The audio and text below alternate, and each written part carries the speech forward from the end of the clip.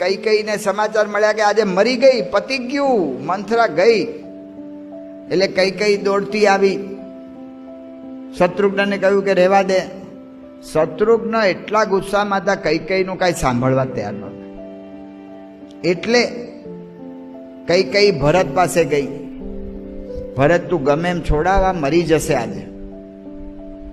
ભરત શત્રુઘ્ન પાસે ગયા. ભરતજી જે કહે છે ને એ વોટ ઇઝ રાઈટ નું બીજું પગથિયું.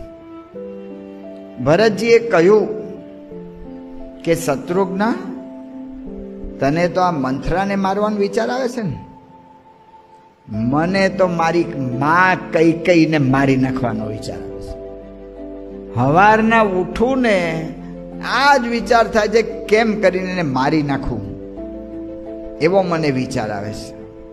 પણ એક જ વિચાર એવો છે કે જેનાથી હું ઢીલો પડી જાઉં છું. એ કયો વિચાર છે કે જો યદિ જાનાતિ રાઘવ, જો ભગવાન રામચંદ્ર જાણશે કે તે મંથરાને કંઈ કર્યું અથવા મેં કૈકેયીને કે મેં કર્યું, તો એ ભગવાન રામચંદ્ર આપણા પર રાજી નહીં રહે, આપણી સાથે બોલશે નહીં, આપણી સામે જોશે પણ નહીં. રામના પ્રસન્નતાનો વિચાર કરું છું ને, એનાથી હું સ્થિર થઈ જાઉં છું. રામના નામે હું કૈકેયીને છોડી દઉં છું, એમ તું પણ મંથરાને રામના નામે છોડી દે. રામ રાજી કરવા હોય તો આપણે આ કાર્ય નહીં કરી શકીએ.